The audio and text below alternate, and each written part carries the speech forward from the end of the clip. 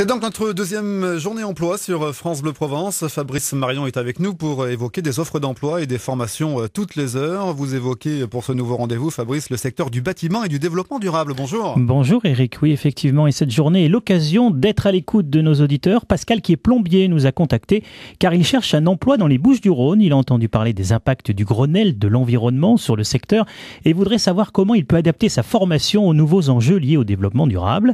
Philippe Giudicelli, vous êtes responsable d'équipe professionnelle au Pôle emploi de Marseille-Saint-Jérôme, spécialisé dans le secteur du bâtiment. Quels conseils peut-on donner à Pascal ? Le conseil qu'on peut donner à cette personne, donc qui a une demande d'emploi, c'est que effectivement, donc il a une compétence en plomberie, donc ça c'est indéniable, mais il cherche donc à compléter sa qualification dans le bâtiment durable.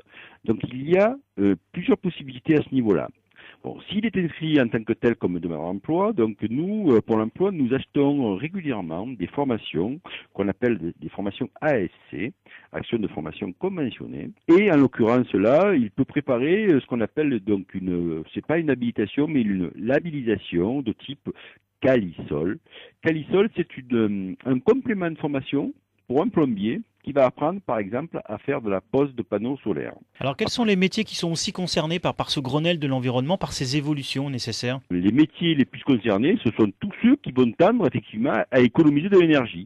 Donc, ça va être l'isolation, ça va être la pose de panneaux, ça va être les métiers les plus concernés, ça vont être la plomberie, l'électricité, la notion de peintre ou d'enduiseur, puisque les formations d'isolation technique par l'extérieur aussi commencent à être mises en place par l'AFPA, en l'occurrence. Alors ceux qui sont demandeurs d'emploi et les autres, comment faut-il faire pour pouvoir justement profiter de toutes ces possibilités ? Alors il faut savoir d'une façon générale que le bâtiment durable, c'est un complément de qualification. On ne parle pas de nouveaux cœurs de métier, mais c'est un complément de qualification qui vient se greffer sur des métiers existants.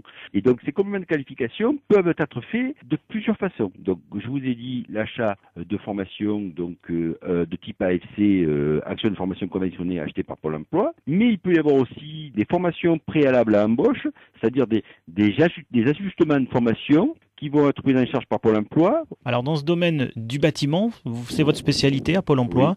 Oui. On vous contacte à quel endroit ? 04 96 13 34 66. Voilà Eric, le numéro est noté. Et pour ceux qui veulent acquérir un complément donc de formation au développement durable, on peut entrer en formation de carreleur à l'AFPA de la Treille le 26 mars ou encore à Avignon le 20 février, des formations gratuites financées par le conseil régional qui durent 6 mois.